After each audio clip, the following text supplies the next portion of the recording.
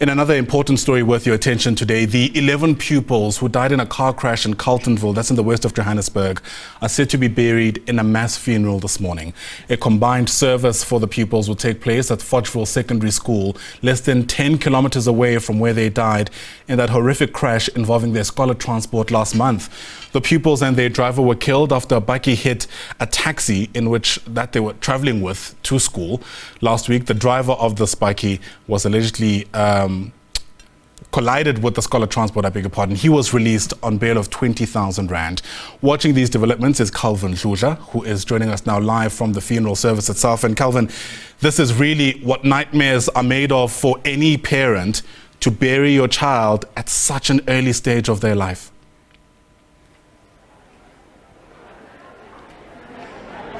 Good morning to you, Ayanda Nyati, and good morning to the viewer at home. This is the saddest day here in Fochville, a saddest day in Gauteng, a saddest day, Ayanda, in South Africa. 10 of the 11 pupils who died in that car accident are being buried today. There are mourners here who are here to say their last goodbye to the loved ones. Let me introduce the Gauteng spokesperson, education spokesperson, Steve Mabona, who will tell us more on this day. Steve, thank you very much. It's a bitter pill to swallow today. Yes, definitely. It's quite a sad day as we are laying to rest our lovely children. The families will then have to find closure, because you will understand that they've been waiting for now about 3 weeks, almost a month. And they were comforted by community members and everyone, but sometimes you want closure. They will be in a position to move on, and we were giving them a send-off that they deserve. I saw earlier where they were performing ritual ceremonies. You were engaging with them. What are they saying? No, look, families have different beliefs, and we had to give them that space, just to, remember, culturally, if someone, died in that fashion, they will want to go and take their spirits or perform their cultural, so that's what was happening there, and we are quite encouraged and comforted actually that they are going to be laid to rest, and they will find a way to close and move on. As the department, this is the day we'll never forget. Definitely. And we understand that someone was saying, why would they go so far? We are saying probably it's preference. Some will prefer English as a language of teaching. And what we are doing, we have started to introduce schools where you can take home language being English in the townships. We are forging ahead. We'll move and make sure that we finalize the process, that schools are accessible. People don't just go very far, just for language, but other amenities that they must be there.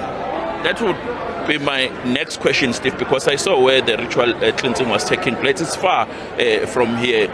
I was asking myself if there's no school here around. No, there are schools here, and we are not even pressured in this area. So that's why probably it's a preference and choice, and which you'll understand that according to our admission regulations, a parent in Gauteng can take their children anywhere, because when you look at our criteria, it tells you on how we place. If we are closer to a school, if the previous school is closer to where you live, if you work in the area or you are within 30-kilometer radius or even beyond, that child can go to such a school. So the choice is broad, but parents, they don't need to be compelled to say we are going there because of only this. I just want to ask, about the relationship you have with the taxi associations when it comes to scholar transportation, Steve, because one would say your involvement should have avoided such an incident. No, we have pronounced, we have a partnership now with the Department of Transport. So we're going to be working very closely. There's a summit that is coming. We want to involve all of them to say this is how we need to operate. You know that the private scholar transport, they are functioning, they have a relationship with parents. And we feel that we also need to tap in there. But you will understand that the relationship with parents, sometimes you can't dictate. But the only thing, the traffic must make sure that they enforce the laws. And look at the number of learners in a transport. Is it according to what is required? Those are the things that the police need to enforce. But also, the scholar transport owners need to understand on how they need to function and make sure that they don't endanger our children. Steve, this is my last question. This is difficult for other fellow pupils seeing the other pupils being buried. Have you consulted them? Are you offering counseling? No, that process has started when this incident occurred, and you know that it's not only once off. It's a process that will go depending on how children react and make sure that they then provide that necessary counseling. So it's a continuous process that happens there. We will continue and monitor and make sure that they are supported, including families. Thank you very much, Steve. Thank you. That was Steve Mabona, who speaks for Gauteng Education. I will have to move away so that my colleague Mpo will show you some of the mourners who have arrived here in this mass funeral. I have to say that the Hlalele family lost 4 children in the crash, 2 boys, 2 girls, aged between 7 and 12. I have to say that according to the family, the 4 were using the scholar transport provider for the very first time, having ditched another, hoping this would be an improvement. Hlalele family spokesperson and uncle said the family was grateful that the emissaries for education and transport visited the family to convey their condolences.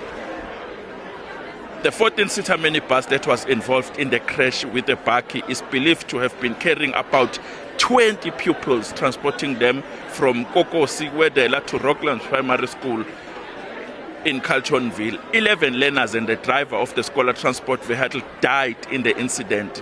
The driver of the bakkie and the reported 7 other pupils were rushed to hospital for medical attention.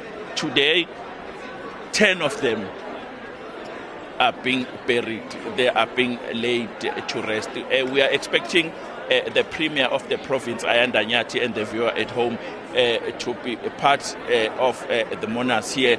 We are also expecting the MEC of Education, Mr. Chilwane, to also be one of the speakers today. But for now, I have to say back to you in studio, Ayanda. All right, Dludla, thanks very much indeed for that. Look, if the memorial service is anything to go by, we know that covering the story is going to be absolutely heart-wrenching, given, of course, how difficult it is for those who are closely connected to this incredible loss. And if you're wondering why it's taken so long for the funeral to take place, given the fact that the accident was last month already, you'll remember that at the time, some of the pupils were actually burnt beyond recognition. And so we're kind of waiting for the process of their identification to be concluded. It seems now that's behind us, the families can get on with this aspect of their grief, which hopefully in some way or the other will bring them closure. We'll keep watching that story very closely. Dludla's live to us there from Fochville.